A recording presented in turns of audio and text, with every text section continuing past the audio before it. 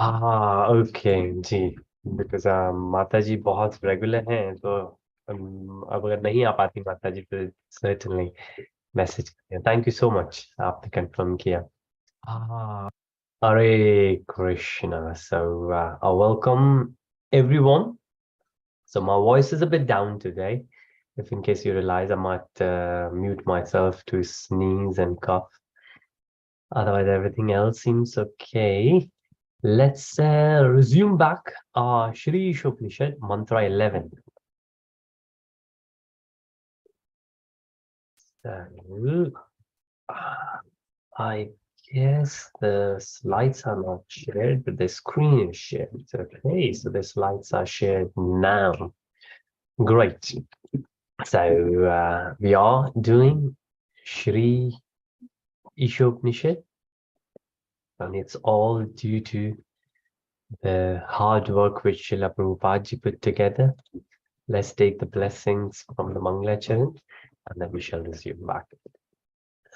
Om.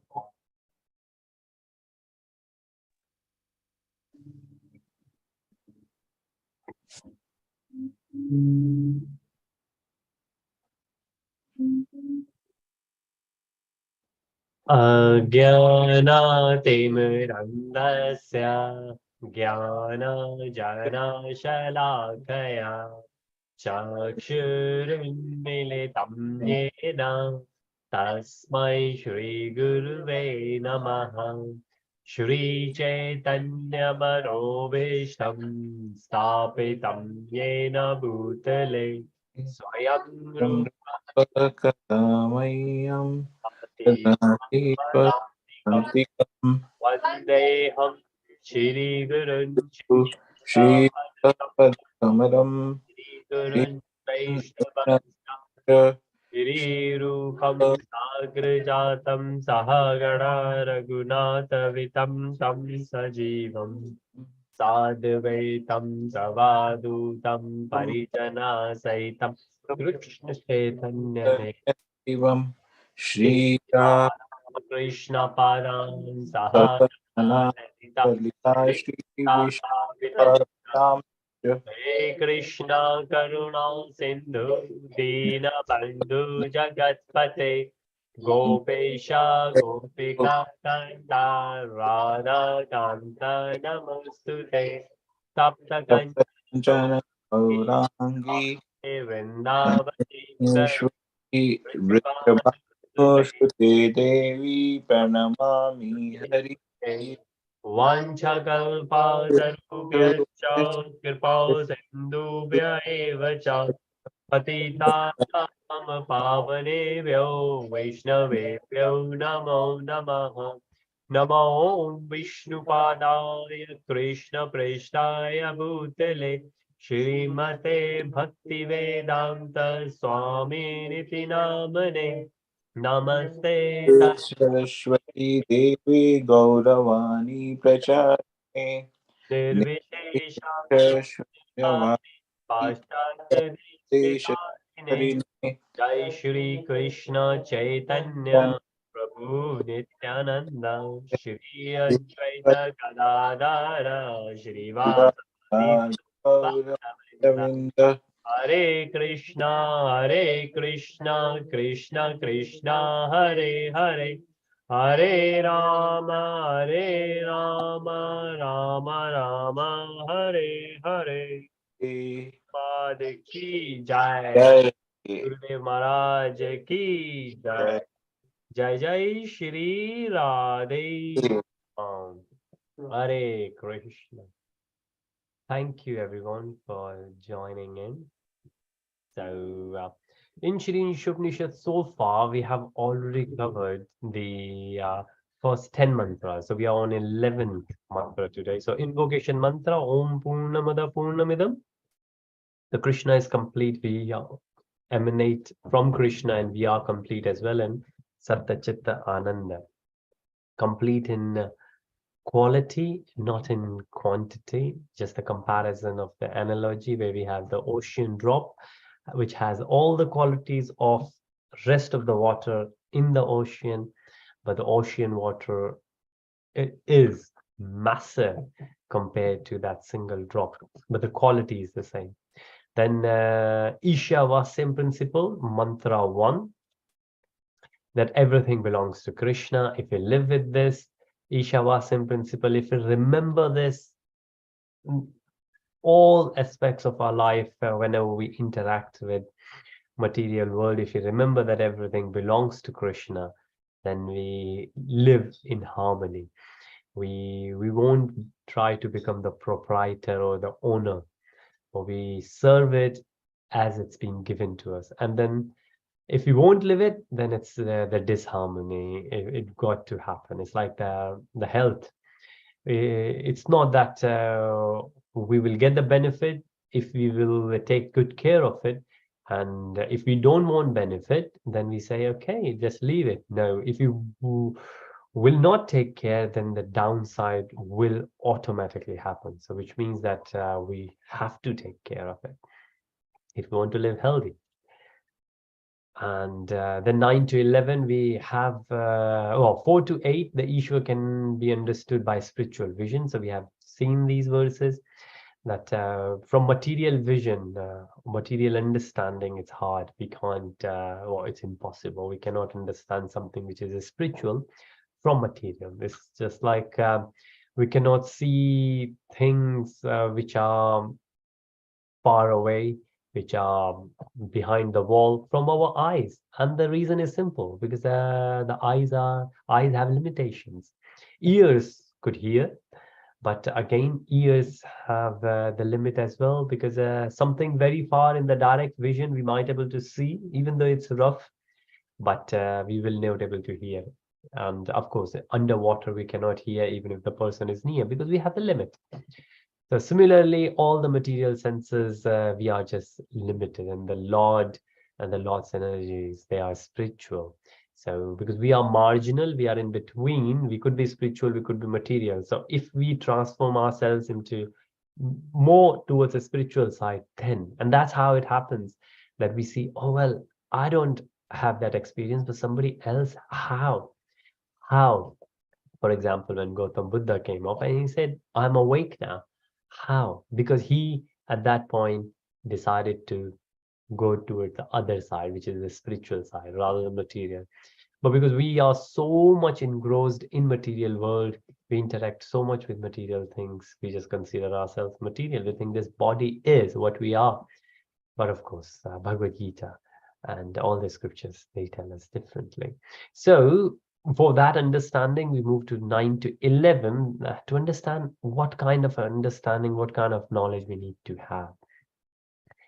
And this is where we are. So number 9 mantra says that avidya takes to darkness and vidya to greater darkness, based on what kind of vidya it is. So material vidya, material knowledge, will take us to greater darkness. So like somebody knows a lot more about the spirits, alcohol, cigarette, drugs, that knowledge or that kind of knowledge is certainly going to take more towards the darkness.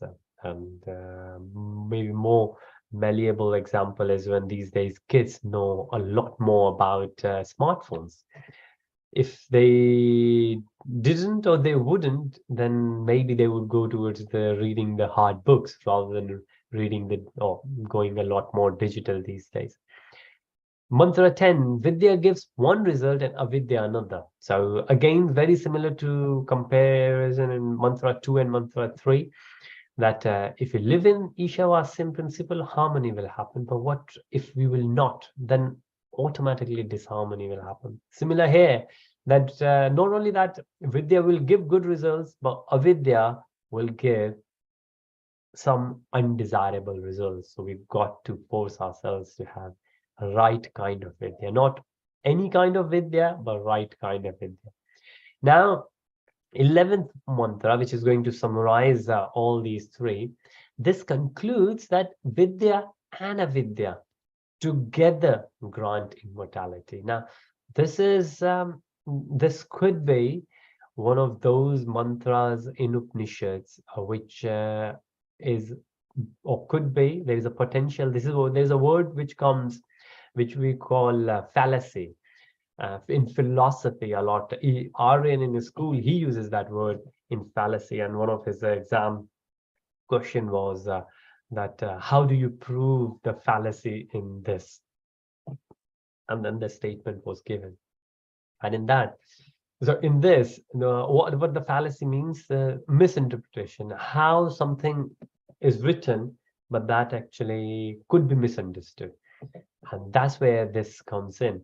This says Vidya and Avidya together grant immortality. And somebody might say, which means we do need Avidya, because a lot of people, they say that, so if we will say, oh, well, at the time of preaching or book distribution, you say you don't want everybody to become priest, you don't want everybody to become nice, you definitely need, imagine what will happen if everybody will become good, what will happen to the police, their family. So you need bad people in the society to sustain it. You need all kind of people. And people do make these arguments. I have one-to-one personal experience. And avidya, so this is what they refer sometimes back to if they are scriptural. Well, if they have read anything similar to that, they say, see, it says vidya and avidya go together to get the immortality. So you do need the avidya. But what this says is that what kind of vidya and what kind of avidya. So right kind of a vidya and right kind of avidya means there are things about which you should not have knowledge. So, or it will help to progress in a spiritual path if you don't have knowledge about it. Now, what we have already said, that for example, Hare Krishna Kana, welcome. So, like what we have said, that Vidya and Avidya together grant immortality. For example, the knowledge which kids have these days for the smartphones, then if they have avidya about it, then that will be good for them. That will really be good for them. And that kind of avidya will help us to get immortality. And we will see what immortality means in this reference. Immortality is not that we are not going to die. Of course, the body is definitely going to die. This is what chapter 2, very first thing, Atma Gyan, a knowledge of soul, Krishna says that nothing could happen to the soul, but you could never save the body. What are you crying for, Arjun? So this is, let's get a bit further. So similar categories of all the mantras there. So we are on 9 to 11, correct and incorrect knowledge of understanding Ishvara. So knowledge and understanding, Vidya, Vidya. This is the verse, and I think I do have the verse pronunciation somewhere. So if we go there. Vidyam cha avidyam cha yastadvedo bhayam saha avidyaya mrutyum tirtva vidyaya mrutamashnute vidyam cha yastadvedo bhayam saha avidyaya mrutyum tirtva vidyaya mrutamashnute. Hare Krishna. So got that there, and I will share that link as well. It's one of those recitals which we can listen now and then. Hare Krishna Kana. So I've just shared the link there if in case you would like to, because we have been doing these mantras right in the morning, first thing. If you would like to go these mantras, just recite it, and you will see while the Sanskrit mantras are going on, some of those words will mean, and this is how we, so I've done few courses, Bhakti Shastri, Bhakti Vaibhav, module 1, module 2, and then moving on to next one. And then you need to memorize a lot of verses. One of the best ways that you have these audios, you practice with them. And then as and when you're listening, you just let them go in the background and they go. There is another, I've shared the last one with some of my friends, and even though they are not that spiritual, if I would say, but they still love this kirtan. by Mataji called Madhurika Devi Dasi, and maybe the name given by her spiritual master because her voice is so madhur, so nectarian, like madhu is honey. And then if you get the chance, I've just shared that I will share actually on YouTube as well.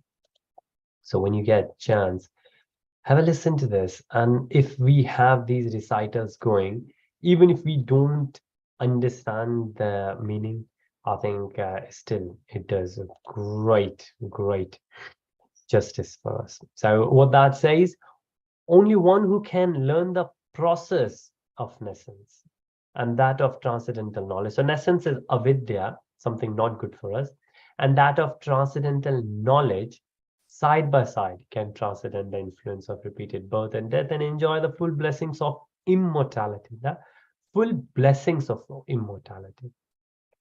We'll see that. But so side by side, so it's not that we need to know the good things, but we also need to know what is not to be pursued. The same goes for our kids as well. If you think, when we let them know that what we should learn, we also need them to know where they should not indulge. So our kids are still in schools, primary, secondary, and very soon in few years they will be in university, far away from their home. And by that time, they should be ready. They should have that wisdom to identify what's good and what's bad. And that knowledge of the bad needs to be there. And it's not that we need to learn that bad thing, but we need to have that wisdom that this is bad. And this is what we're saying here. So this mantra, that's what this mantra goes about. So this is directly from there.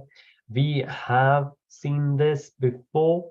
So very quickly, and then we will move on to the purport. So mantra 9, sense gratification, ignore. We need to be ignorant, but knowledge of pursuing sense gratification. So if somebody has that knowledge where we'll just indulge ourselves in sense gratification, that knowledge is actually not good knowledge, which will just let us enjoy more material life and just keep thinking about material, because sooner or later we will find the limit and it will hit us very hard.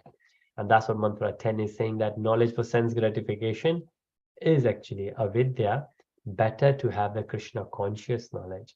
And then bodily maintenance is required, definitely.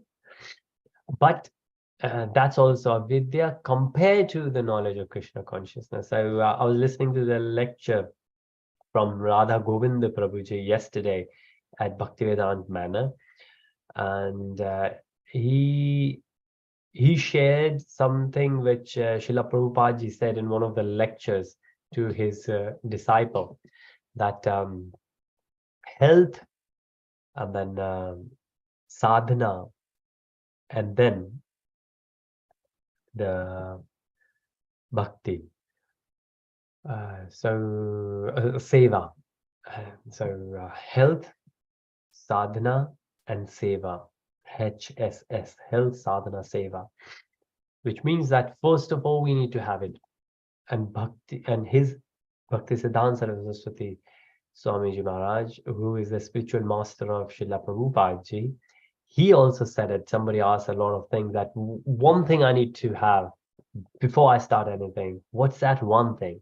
And he was thinking he might give this and that, like a big mool mantra, and he said, have good health. Because if you don't have good health, you won't be able to move further. Have good health, maintain yourself. And then the second thing is sadhana. Have your own sadhana, and then you move forward, and then you start doing seva. Of course, there is a gradual process. You don't say that, okay, I will be 100% like enlightened being, and then only I will start doing seva. No, you have started your sadhana, and along with it, you have started seva.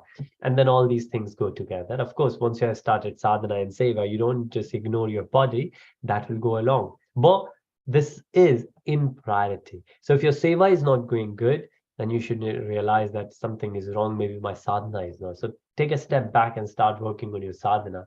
Once you have started your sadhana again, let's move back to seva. But certainly don't wait too long just on the body, just on the sadhana, because seva is one of the prominent thing. And there is a book called the Monk Who Sold His Ferrari by Robin Sharma. The book is very old, and that book actually talks about all the knowledge and wisdom from East.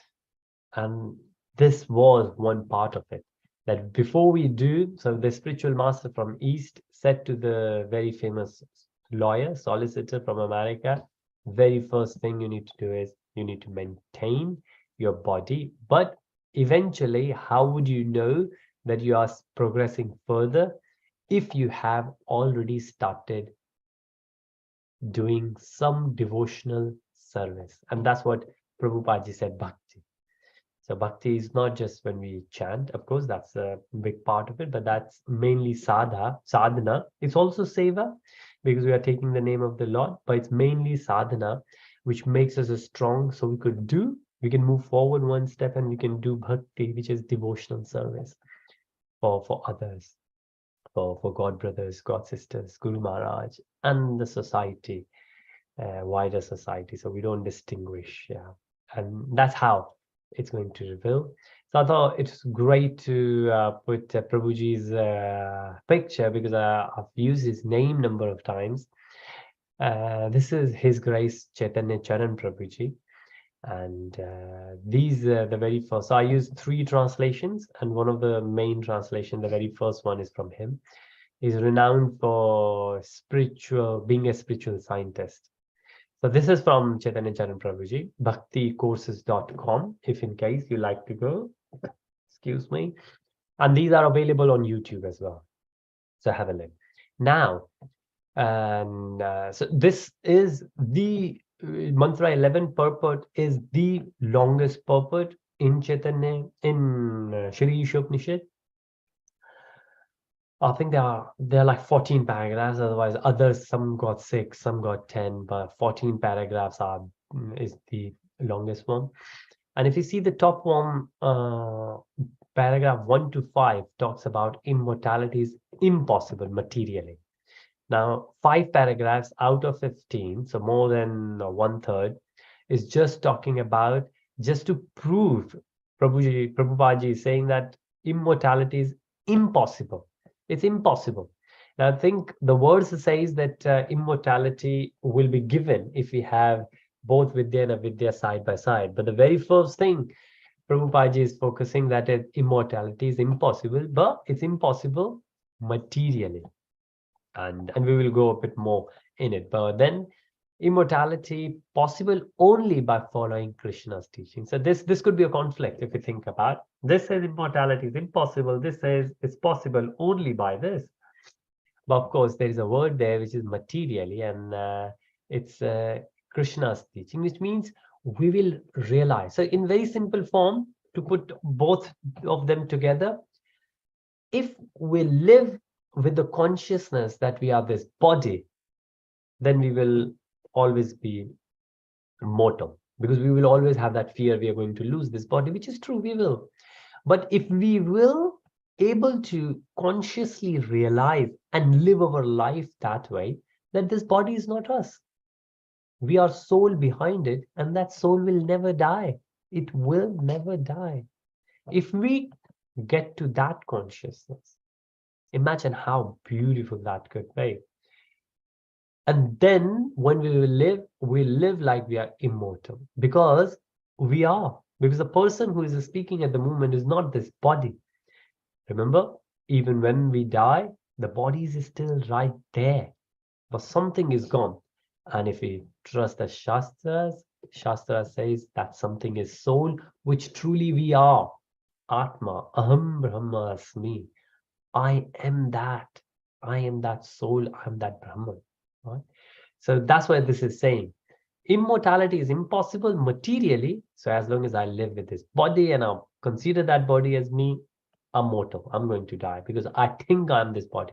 But if with Krishna conscious teachings, I will able to understand that we all are together with each other, just playing the part of this role for this stage show for a while, could be 60 years, could be 100 years.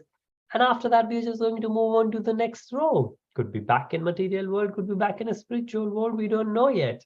But if we will not get attached. True. Sometimes people get attached to their t-shirts, right? If their best dress gets ripped off, we get upset. But the same dress, same t-shirt, if it gets very old, and then if it gets ripped, well, even if actually it gets ripped, we just throw it away. But if then it gets ripped, we don't get upset, do we?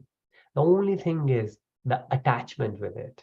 That's it. When it's new, we are attached. When it's old, we are not. Same thing with mother and kids, parents and children. When children are small, we are so protective. We don't let them go. Then slowly, gradually, we let them go. And when they are gone, they are grown out of the house, then that's it. We are no more attached. Of course, we might still be thinking about them, but we are not as protective or as attached because we know they got their own lives to live now, right? So this is all about that attachment which comes from consciousness. Chapter 3 Bhagavad Gita says that everything starts from that contemplation. If you think about it, and who thinks? The consciousness, the mind. And so that's what's getting in here. Anybody got any thoughts on that? Right, okay. We are going to take the examples and then we will come back to the last 4 bits. So I'm sure we have seen this. Anyone would like to remind us what's the name of this personality, please?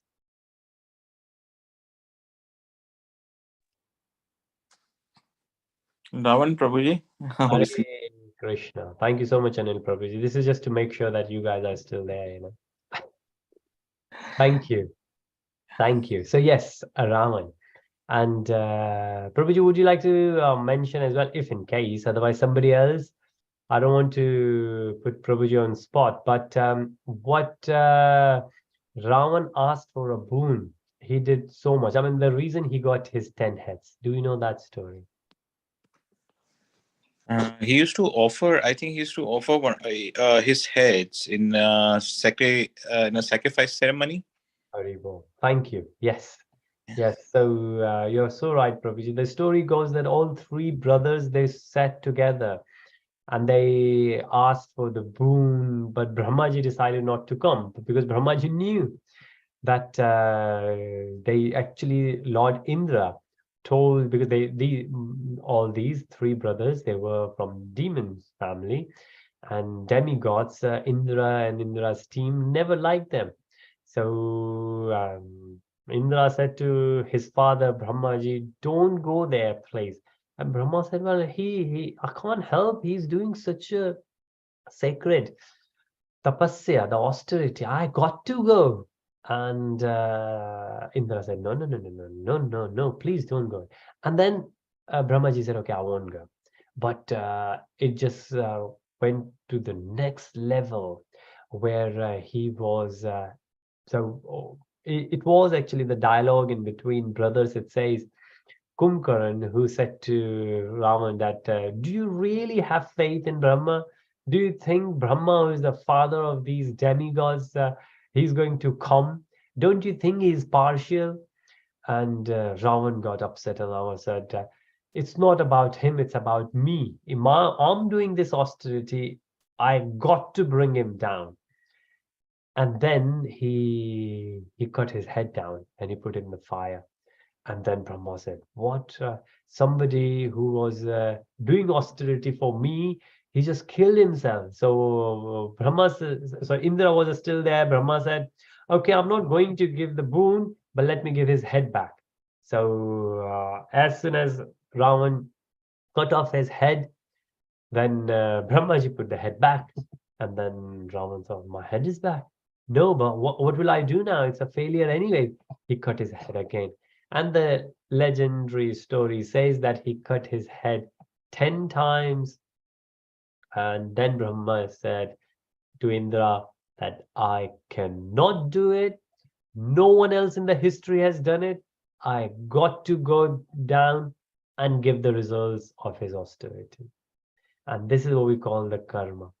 The results of our karmas, doesn't matter good or bad, it got to be there with us. So when we say, is it good? Is it bad happening? Why Krishna is letting us face this? It's not onto Krishna. It's based on our karma. If our karmas are there, if we have already done it, we got to face it. We got to face it. And Brahmaji came and Brahmaji said, what's up? What would you like? And what did Ravan said? He said, make me immortal. And that's the reason we use this analogy. And he said, make me immortal. What does Brahma say? And this has been asked from Brahma number of times, many.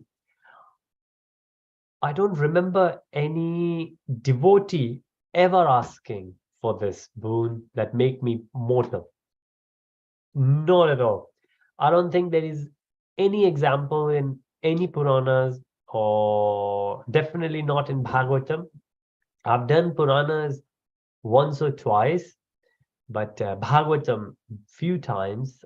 So definitely not in Bhagavatam, but I don't think there is any mention in any of the 18 major Puranas that any devotee ever asked for the boons. Devotees actually don't ask for the boons. And even when somebody say Lord Shiva, Vishnu, or Brahmaji comes around and gives the boon, then devotees, first of all, they don't ask for the boon. And even if they ask for the boon, they asked, give me the association of devotees, give me the bhakti, give me the birth in a family where I will be able to progress further in my spiritual path. Never ever anyone. Dhruv Maharaj is an example who started doing his austerity with his consciousness at the age of 5, 6, that I want material wealth bigger than my father. But when Narayan gave his darshan, then he completely forgotten all about it. He didn't ask for it. He didn't. Lord Narayan still gave him, but he didn't ask for it. What did he say? I've said it a few times, that he said what I was thinking that I will ask. That was like broken glasses. These are the verses. The translation, the loose translation of the Sanskrit verse from Bhagavatam. That what I had in my consciousness to ask from you before you appeared was just like broken glasses. So I don't have anything. I got your darshan. And then Narayan said, no. You are going to be a great devotee. You need to be here on planet Earth. I give you this. Rule the world, spread the name of the Lord. And that's how it happened. But no devotee ever asked for it. But there are many demons who did ask for immortality. Ravan was, of course, one of them. And then what did Brahma say? And most of the time, this is what Brahma says, because Brahmaji is very honest and direct. Brahmaji said, even I have to die. I'm also a placeholder, which means I'm a Brahma for a certain time. Somebody else will become Brahma later. So if I cannot be Brahma, I cannot live for eternity, then I can't give you something which I don't have myself. So what did he say? He said that, okay, so this time, whenever, this is where the mentality comes in, the consciousness. When we don't get it, and we will see our kids do it, and of course we also do it, we just don't blame kids. Kids, of course, learn from the adults. As it says, the bad fish is an example, bad apple is an example of the bunch, and the student will show how great the teacher is. And what demons usually ask for is that shows the demonic mentality, which a lot of us have. As it says, there was a time that demons and demigods they used to fight with each other, and they were separate. They used to live in the separate world, separate planets. So demigods will be separate, and demons, they have a separate place to live, not on earth. And then we got Mahabharat, where both happened in the same family, Kaurav and Pandav. And then Kali Yuga, where both good and bad happens in the same body within one person. So we do have those demonic mentality, and this is, so first of all, we need to be conscious of that, and this is what that mentality is. Very first thing, we ask for something which we cannot get, immortality, right? We think we would like to enjoy this material opulences forever. That's why we get bigger house, expensive car, extra nice shiny clothes. Most of the time we don't even need. But when we realize we can't get it, we try to cheat. Excuse me, we try to cheat. And this is what Ravan did. Ravan said, okay, if you can't do this, and then put the condition that I will only die if somebody will do this. So restrict the death. So, and because he said restrict, and that restriction was given as a boon, he announced himself as immortal. So Ravan said, I'm immortal, nobody can kill me. He didn't reveal that I have that condition. And a lot of time, this is what we think as well, because we have put together a big house. We have put together a fence around the kids. We think we're going to be here for that long. If we just remember that death will happen to anyone and everyone at any time, we will set our priorities right. Isn't it true? Isn't it true that we will only do useful things if we remember we could leave this body anytime? Hare Krishna. Prabhuji, please. Yes, Prabhuji, that's correct. My realization in this regard is that when you realize that normally you are so busy making a earning for yourself, earning a livelihood for yourself, but then the moment you realize that you have only limited time on earth, that's when you realize that you should try and spend more time with your family. Of course, the time is so limited. Spend the time in doing good things, because that is going to go along with you. So yeah, that's my realization in this regard. So whenever I think about it, I tend to indulge in more pious activities, I would say, than keep thinking about how to survive, or as they call it, engage in the fight for survival.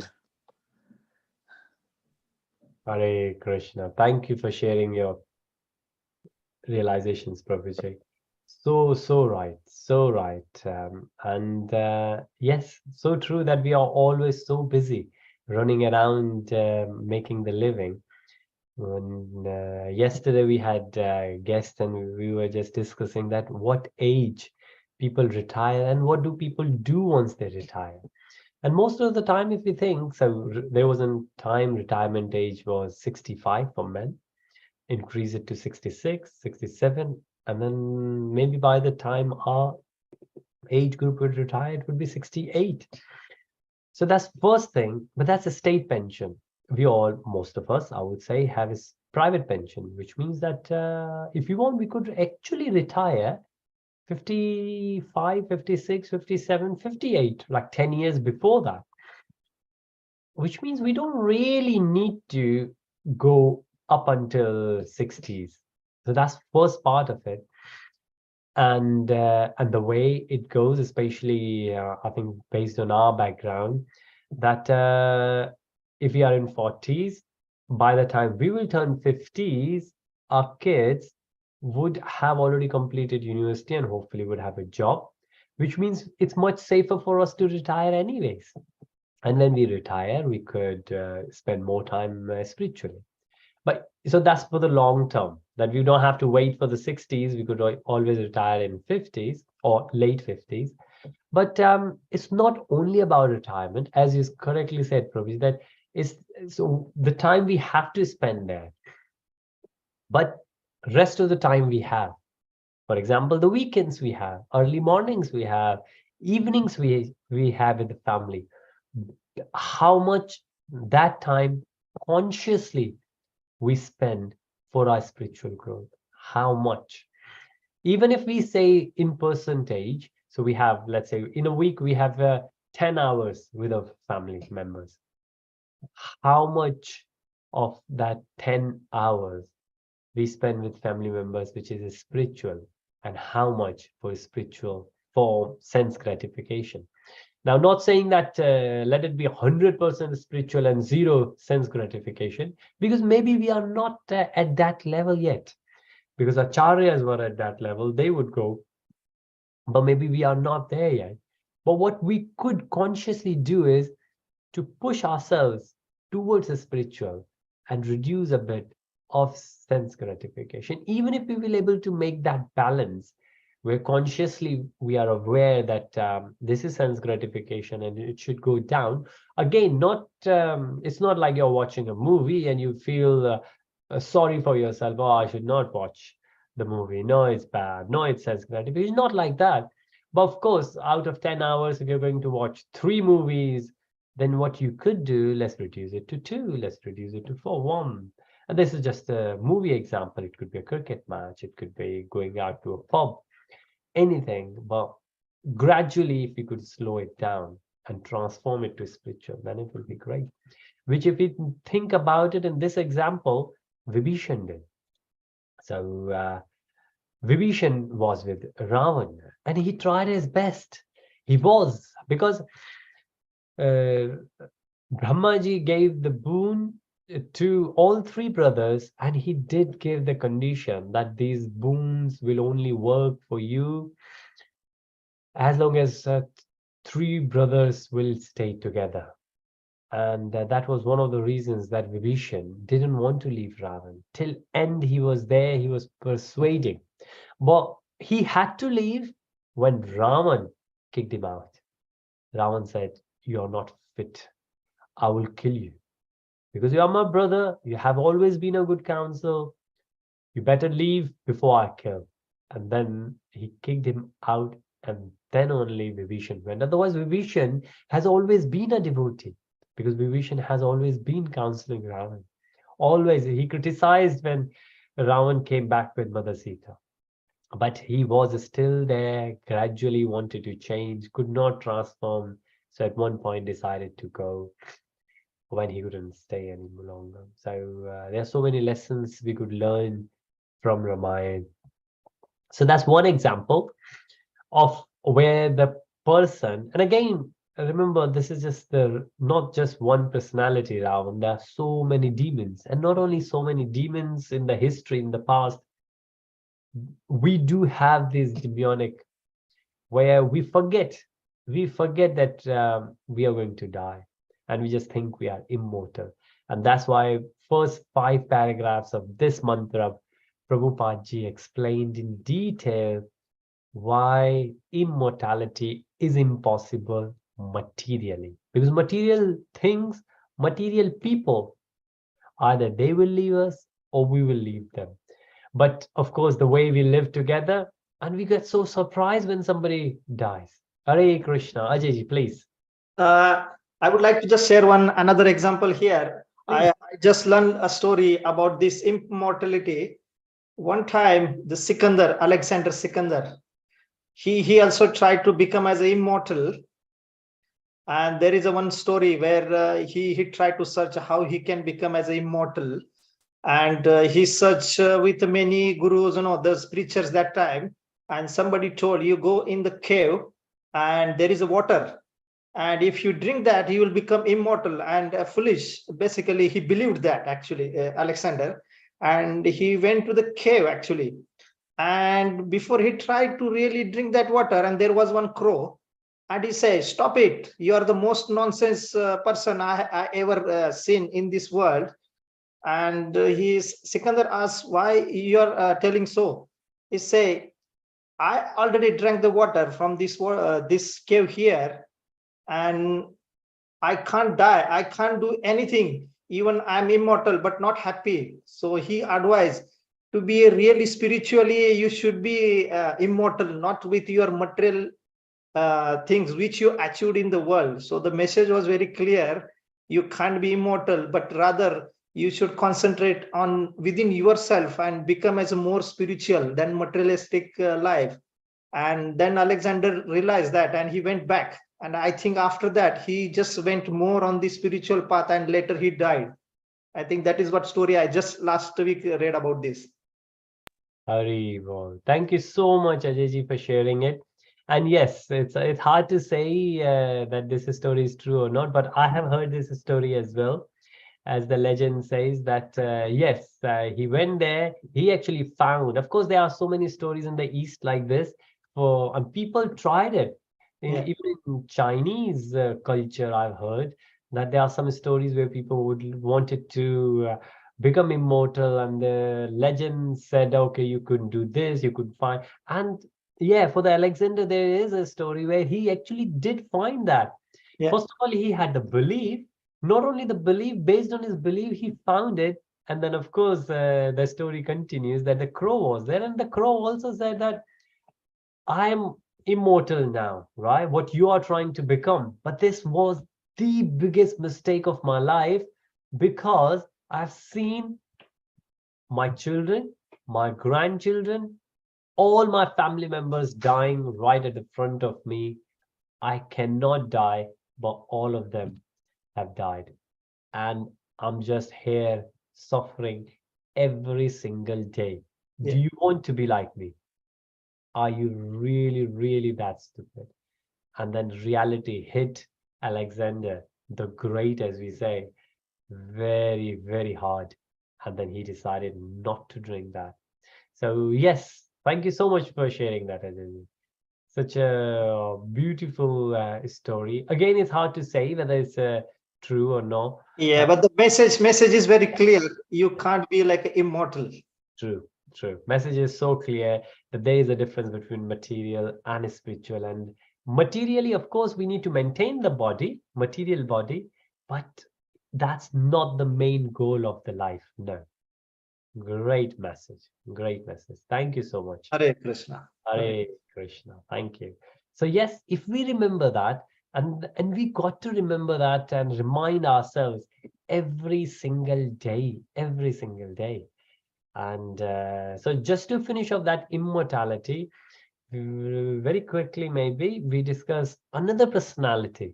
So this is Hiranyakashipu, right? The twin brother of Hiranyaksha. So Hiranyaksha was killed by Vishnu. And there is a fierce battle, it says in Bhagavatam. The description is great, so much in detail that even the Vishnu, as the incarnation of Krishna, took so long to kill. But of course, it says that that was a play, that was a leela. But both the brothers were very strong. So now, because Vishnu killed Hiranyakashipus, so Hiranyaksha and Hiranyakashipu.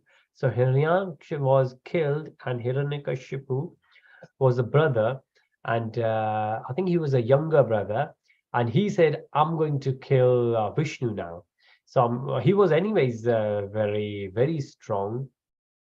And now he said, I want to become immortal. So he started doing the same, just like Ravan. He said, I want to become immortal. So Brahmaji came. Brahmaji said the same thing. Oh man, another demon who wants to become immortal. Don't you learn the lessons from your ancestors? That you cannot become immortal. All those previous guys have tried hard as well. But okay, I can't make you immortal because I'm not immortal. Anything else? And then, as we know, the details are there in Bhagavatam. He asked for so many details. Okay, if I cannot become immortal, I should not die in day night. I should not die when it's wet, when it's dry, not by this weapon, not by male, not by female, not by animal, not by human, and so many conditions he put together. And Brahmaji said, I can do that. So he did that. And we know what happens after that. Huh? He thought that he became immortal, no one can kill. And there are many other examples as well. Somebody else said, oh, I will only get killed by Lord Shiva's son.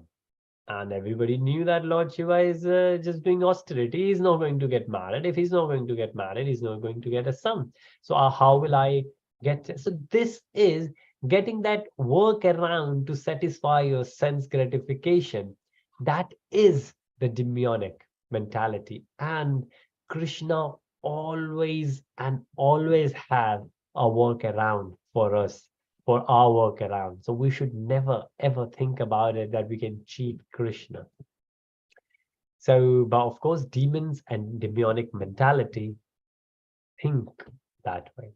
So Hiranyaksha said the same, and he thought, now I cannot be killed because I've already fulfilled all the conditions. So whichever way it's possible, I've always narrated, and Brahmaji has given me the boon. But we know what happens. The story carries on, and Lord Narasimha comes when it wasn't day, it wasn't a night. He was not a human, he was not an animal. He didn't use a weapon, and he was not in the air, he was not on the ground, he was there on the lap. He fulfilled all those conditions, and he killed Hiranyakashipu to protect his devotee, Prahlad Maharaj. And that's why Narasimha Dev's Aarti is so glorious, for especially for little bhaktas like Narasimha Dev. But that's the reason after every prayer, every Aarti in ISKCON, we always sing Narasimha Dev's Aarti. So every morning, every evening, at home as well, we should. Every yatra we start, we always request Narasimha Dev to protect us, just like the way Narasimha Dev protected Prahlad Maharaj. So not only that, protect us from Hiranyakashipu, but protect us from that kind of mentality. That demonic mentality should not crop in us. And if we request and pray that way, that we will become so aware and so conscious that when this mentality is coming up, we will realize, oh no, we become witness of it, and then it will automatically stop. And another way we understand is that when we are sleeping, if the thief comes in, and when we wake up, we don't have to push the thief out. Thief just needs to understand that we are aware that the thief is there, thief will go away. Similar way, when the bad thing is coming, and if we are aware and conscious that the bad thing is coming, most of the time the bad thing will go away itself. We don't have to work hard. The very first step, and most of the time, as we say, the first step is the hardest bit, and halfway through is we just need to be aware, we just need to be conscious that this is bad. That's it. As soon as we do that, most of the time that's a winning, right? Let's say even if we become conscious and we still do it, it could be overeating, not very gross, not very bad as such, but it could be just overeating. If we are overeating and we are conscious, oh, you know what, I shouldn't have done that.